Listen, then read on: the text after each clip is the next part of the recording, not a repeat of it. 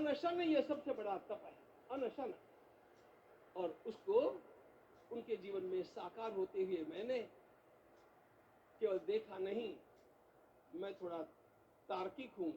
आपकी परम पूजनीय माता जी से मिलकर के मैंने उसको रिकन्फर्म भी किया था कि आपका ये अभ्यास 40 वर्षों का है। ऐसा तपस्वी कोई राष्ट्रीय नेता प्राप्त होना यह सामान्य बात नहीं है। वे इन दिनों में हमने कहा था कि आपको विदेश प्रवास नहीं करना चाहिए, क्योंकि सांसर्गिक दोष भी आते हैं। विदेश प्रवास टाल दिया सांसर्गिक देशों के इस दोषों की संभावना के कारण, लेकिन दिव्य देशों का प्रवास ऐसा किया। नासिक से आरंभ किया, गुरुवायूर गए, श्रीरंगम गए, रामेश्वरम गए। इन सारे स्थानों पर जाकर के वहां के परमाणुओं को लेकर के और पूरी भारत माता के हर कोनों में जाकर के मानो वे निमंत्रण दे रहे थे कि आइए दिव्य आत्माओं, अयोध्या पधारिए और हमारे राष्ट्र को महान बनाने के लिए आशीर्वाद दीजिए।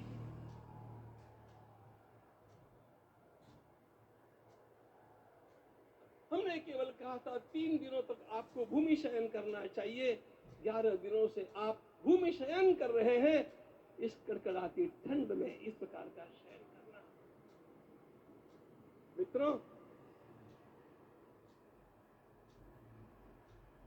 ब्रह्मा जी ने सृष्टि को निर्माण किया। उस समय उन्होंने एक शब्द को सुना था।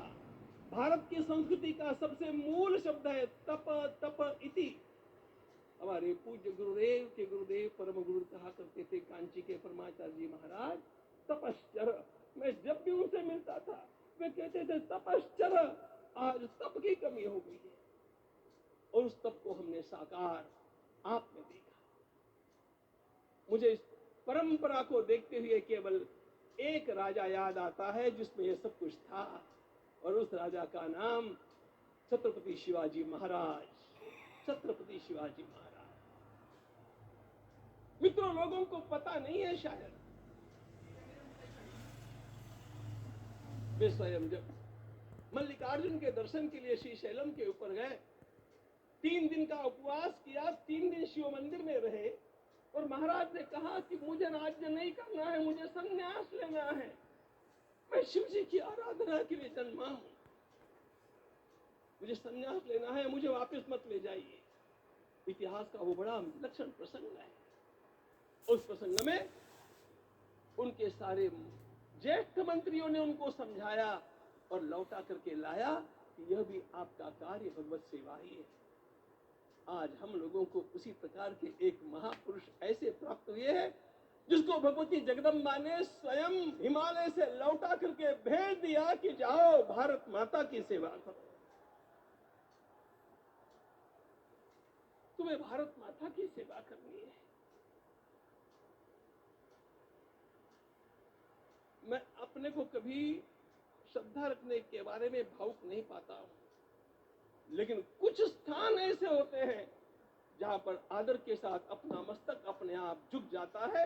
ऐसा एक स्थान हम लोगों को उच्च पदस्थ राजर्षि ने जब दिखाया तो मुझे छत्रपति शिवाजी महाराज के गुरु समर्थ रामदास स्वामी महाराज की याद आ गई। उन्होंने शिवाजी का वर्णन किया, निश्चयाता महामेरु, निश्चयाता महामेरु, बहुत जनासी आधारू, अखंड स्थितिता निर्धारू, श्रीमंत योगी, श्रीमंत योगी, श्रीमंत योगी। हम लोगों को आज एक श्रीमंत योगी प्राप्त हुआ। आज मैं यहां पर केवल इसलिए खड़ा हूं कि इतने तपस्या के पश्चात इन सारे महात्माओं की अनुमति लेकर के और उनके आशीर्वाद लेकर के उनका यह तप पूर्ण करने के लिए, उसकी सांगता के लिए उनको चरणामृत दिया जा रहा है। आप सबकी सहमति हो तो आप सब लोग ओंकार का घोष करके मुझे सहमति दें।